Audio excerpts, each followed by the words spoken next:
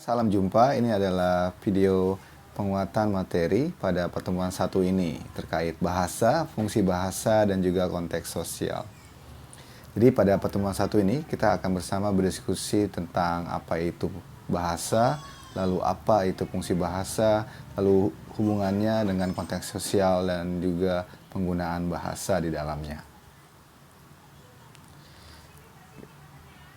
Nah, bahasa menurut Kerap setidaknya bisa dilihat dari dua sudut pandang. Dari bunyi, ya, bisa kita lihat bahwa merupakan getaran yang bersifat fisik yang dapat merangsang alat pendengaran kita. Itu bisa diidentifikasi sebagai bahasa. Atau jika dia memberikan satu makna yang berupa isi yang terkandung di dalam bunyi tersebut yang menyebabkan reaksi, itu juga bisa dikategorikan sebagai bahasa menurut Kerap. Menurut Kerap dalam Semara Pradiva, bahasa merupakan alat komunikasi antara anggota masyarakat. Ya, dia bisa berupa simbol bunyi yang dihasilkan oleh alat ucap manusia. Lalu berikutnya bahasa juga bisa merupakan suatu sistem komunikasi yang menggunakan simbol-simbol vokal atau bunyi ujaran yang bersifat arbitrer. Jadi arbitrer di sini adalah bisa diartikan sebagaimana suka. Sedangkan menurut Owen dalam Setiawan, bahasa bisa juga didefinisikan sebagai kode yang dapat diterima secara sosial atau sistem konvensional untuk menyampaikan konsep tertentu melalui kegunaan simbol-simbol yang dikehendaki bersama, serta dengan kombinasi simbol-simbol yang diatur oleh ketentuan. Jadi bersifat arbitrer. Dikehendaki simbol-simbol tersebut, melalui kegunaannya dan juga diatur oleh ketentuan.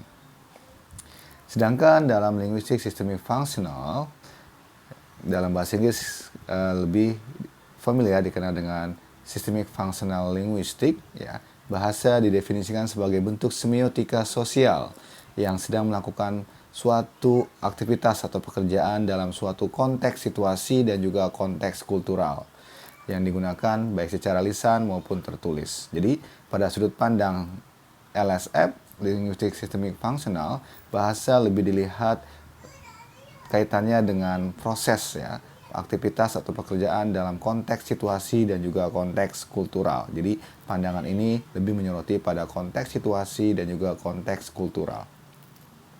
Fungsi bahasa menurut Martin ada 3. Fungsi ideasional, fungsi interpersonal, dan juga fungsi tekstual. Ketiga fungsi ini saling terkait satu dengan lainnya. Fungsi ideasional biasanya mengungkapkan realitas fisik biologis, juga berkenaan dengan interpretasi, representasi suatu pengalaman. Fungsi interpersonal biasanya digunakan untuk mengungkapkan realitas sosial, juga terkait dengan interaksi antara penutur dengan pendengar atau penulis dengan pembaca, jika itu dalam bentuk tulisan.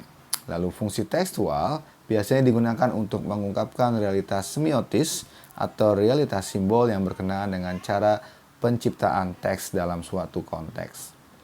Sedangkan menurut Halliday, ada beberapa fungsi bahasa. Pertama, berfungsi instrumental untuk memperoleh sesuatu. Berfungsi sebagai bentuk regulatoris untuk mengendalikan perilaku orang lain. Berfungsi sebagai bentuk instruksional untuk berinteraksi dengan orang lain. Berfungsi sebagai bentuk personal, berinteraksi dengan orang lain.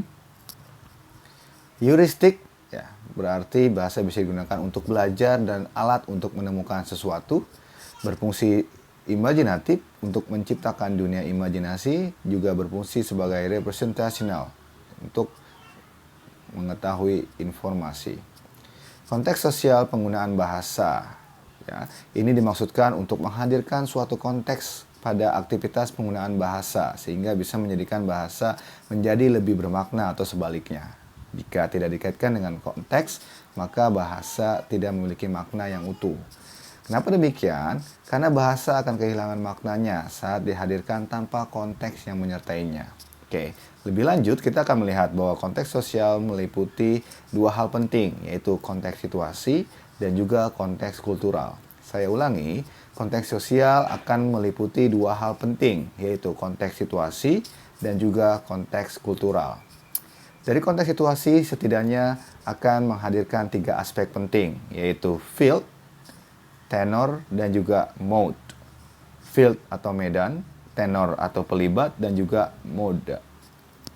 Field biasanya merujuk pada suatu kegiatan dengan lingkungannya seperti apa yang akan terjadi nanti, kapan terjadinya, di mana terjadinya, dan bagaimana terjadinya aktivitas bahasa itu. Tenor merujuk pada jenis partisipan yang terlibat dalam kejadian aktivitas bahasa tersebut, yang bisa saja meliputi status, peran sosial yang dilakukan oleh partisipan tersebut.